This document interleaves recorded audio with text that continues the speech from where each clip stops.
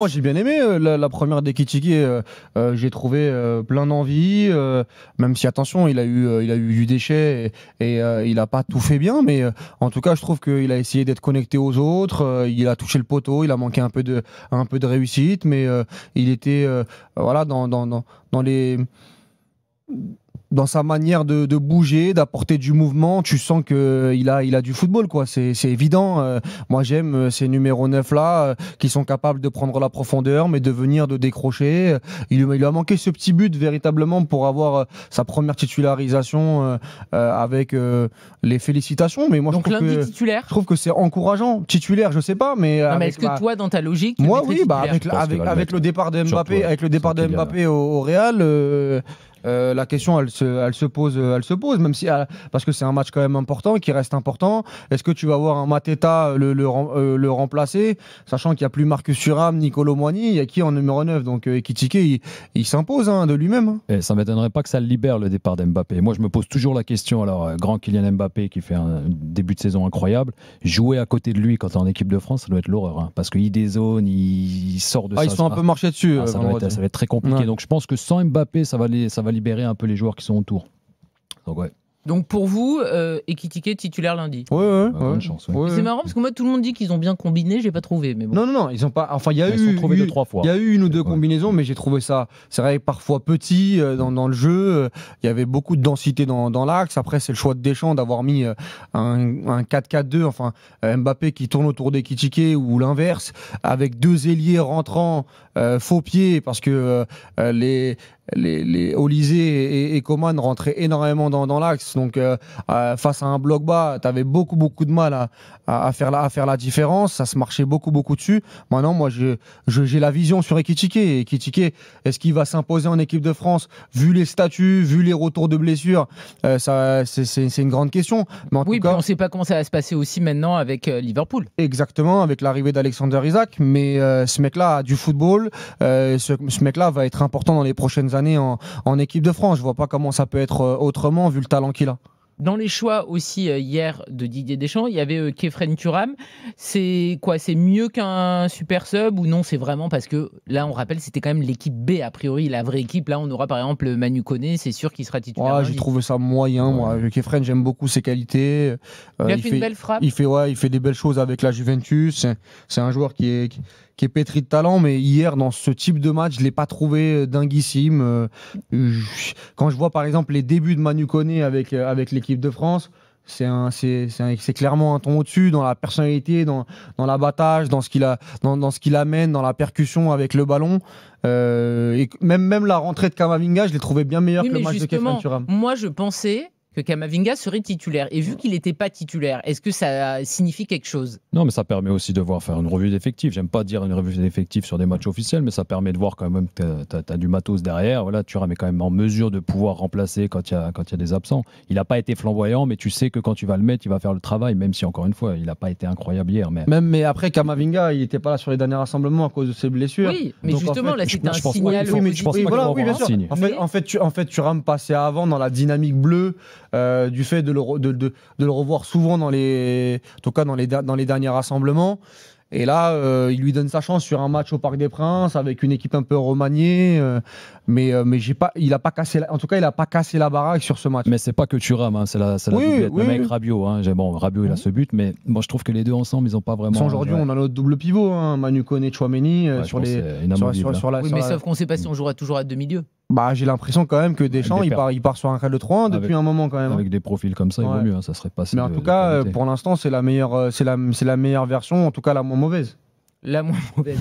Au niveau des choix également, moi j'ai bien aimé Malo Gusto. Je suis d'accord avec toi. J'en ai en parlé, j'ai beaucoup aimé aussi. J'ai eu la chance de jouer contre lui la Coupe du Monde des clubs, j'avais été impressionné par sa vitesse. Il va à 2000 à l'heure. Et là, je pense que vraiment il a marqué des points. C'est vraiment le numéro 2 derrière Koundé qui, ça va être compliqué pour lui. À part si Koundé qui sait dans le futur repasse dans l'axe, ce qui sera sûrement pas le cas, mais ouais, c'est un bon joueur, un petit Gusto. Ouais, vraiment. Et je parlais de Manu Koné, mais lui aussi, il fait des débuts, je vais pas dire fracassants, mais il fait des vrais bons débuts avec l'équipe de France.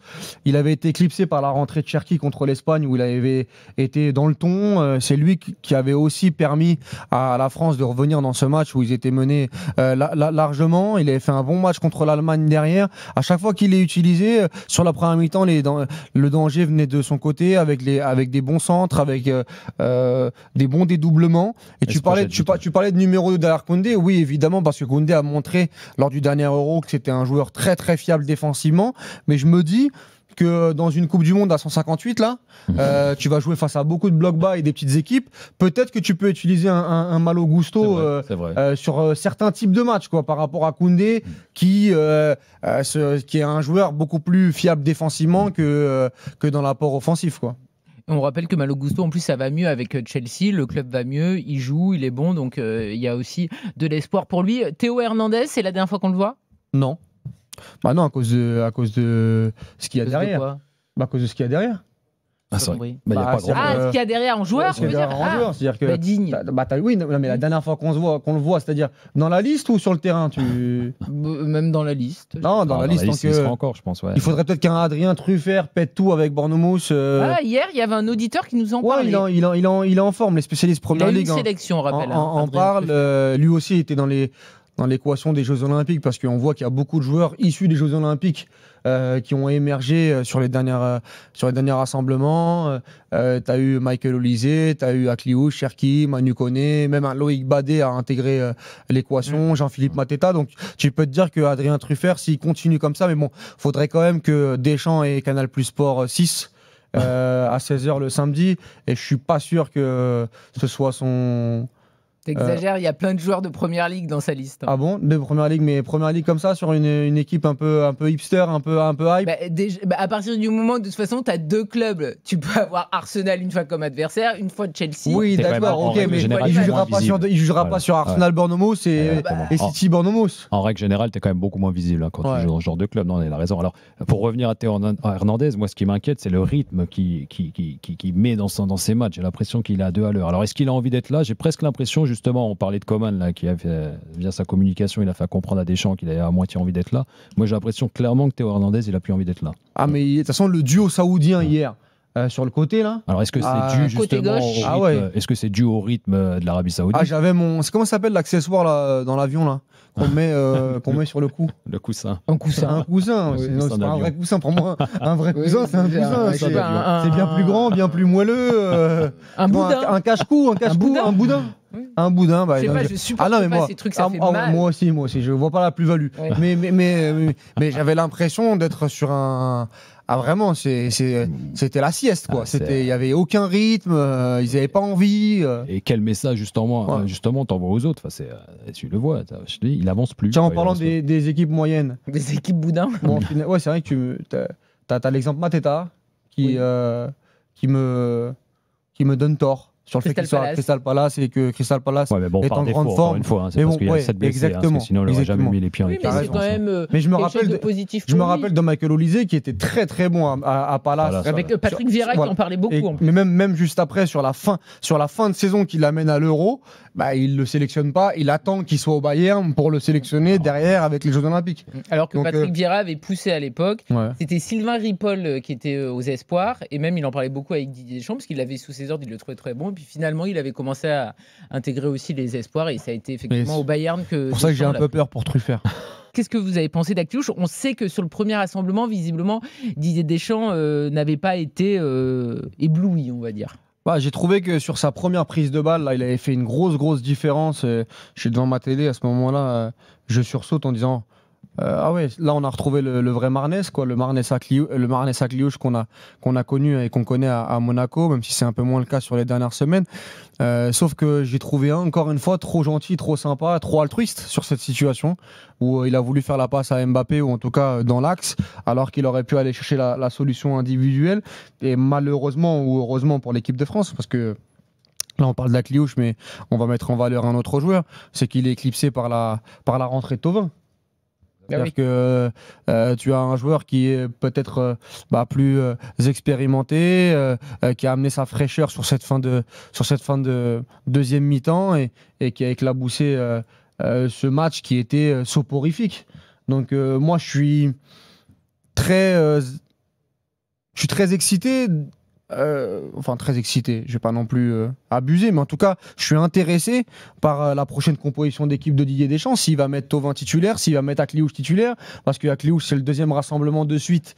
Il a toujours pas démarré un match. Ouais. Là, il a eu 26 minutes. Là, il a eu 26 minutes, alors que sur le premier rassemblement, il a eu quoi, une minute en Ukraine, je crois. Il est rentré à la 90e. Voilà, il y a rien eu du tout. Donc, qu'est-ce qu'il va faire là? Est-ce que prime à la jeunesse, prime à la dynamique, prime au mérite, entre guillemets, parce que moi j'avais dit que Thauvin ne méritait pas sa sélection de par ses performances avec Lens qui n'étaient pas assez conséquentes, mais bon là, sur le terrain, il a quand même pris le pouvoir avec cette rentrée très très positive, donc voilà mon avis sur Akliouche, mais j'aimerais bien le voir sur une compo de départ pour véritablement juger le bonhomme, quoi, parce que si tu le fais pas maintenant, en fait, avec le retour de Dembélé, de Barcola, Doué, tu vas le faire jouer quand, le mec, en fait. C'est clair. Mais Maxime Chanot, est-ce que en 26 minutes, parce que 26 minutes c'est pas rien, il aurait dû faire plus? Plus, je sais pas. Moi, je remets en cause encore une fois la tactique de Didier Deschamps. Est-ce que tu peux pas le faire rentrer sur un bloc bas plus tôt? En fait, encore une fois, tu le fais rentrer quelques minutes le dernier rassemblement. Là, tu le fais jouer 25 minutes et encore, il y a des arrêts de jeu contre un bloc bas. Moi, c'est ça la problématique. Minutes, j'ai compté les arrêts de jeu. Ouais, c'est pour ça. Ouais. C'est ça la problématique que j'ai avec Didier Deschamps. Tu appelles des joueurs et tu les mets pas en valeur. Tu leur donnes pas l'opportunité de se mettre en valeur parce que le prochain match, pour moi, il va pas commencer. Après, il y en a qui te diront à juste titre, Thauvin, il a eu le même temps et même moins. Ce qui mais tu sais quoi d'attendre de Thauvin. Et 26 minutes, c'est pas rien. Autant sur le premier rassemblement, je me suis dit franchement, ça sert à quoi? C'est vraiment pas énorme sur un match contre l'Azerbaïdjan. Oui, mais c'est pas ridicule. Oui, mais la problématique, c'est que pour moi, il doit peut-être faire mieux. Après, il a pas fait tâche. Il a pas non plus été problématique pour le jeu de l'équipe de France. J'ai parlé. Non, mais sauf que vu qu'il a la limite pour être dans le groupe. C'est comme sur Kefren Turam tout à l'heure. En fait, il y a un problème. Aujourd'hui, en équipe de France, on a beaucoup de joueurs créatifs, on a beaucoup de joueurs offensifs. Si t'as pas ta carte de visite où tu casses la baraque, tu n'iras pas à la Coupe du Monde. Parce qu'en fait, il faut renverser la table en équipe de France. C'est ça. Là, c'est cuit. En fait, est-ce qu'il a aujourd'hui ce qu'a fait Cherki contre l'Espagne? Non. Cherki casse la baraque. Et dans la tête de Deschamps, ça peut être un impact player qui, en sortie de banc dans des matchs compliqués, peut te faire la différence. Est-ce que Akliouche a montré ça pour l'instant? Maintenant, moi je le répète, je suis pas fermé avec Akliouche, j'attends de voir une titularisation. Mais est-ce qu'il va la donner? Est-ce qu'il a donné l'obligation à Deschamps de lui donner? C'est aussi ça la question. Deschamps d'être visionnaire aussi et de comprendre que c'est un jeune joueur qu'il a forcément. Mais il a 23 ans, bien sûr. Oui, mais après il faut s'imposer. Il a 23 ans, il a pas non plus. C'est un jeune joueur en équipe de France. Mais il a pas non plus 17 ans non plus. Non, mais il est inexpérimenté. Le niveau international, c'est encore un niveau au-dessus de Monaco. Moi, je suis monté au créneau sur Thauvin. Cette semaine, on a fait beaucoup de débats. Bon, là, je me suis pris plein de reproches là-dessus, etc. Parce qu'il y en a qui n'ont pas compris. C'est pas sur la valeur de Thauvin, c'est sur la cohérence de Didier Deschamps, sur le jeunisme et sur l'expérience avec Tolisso, avec d'autres joueurs, etc.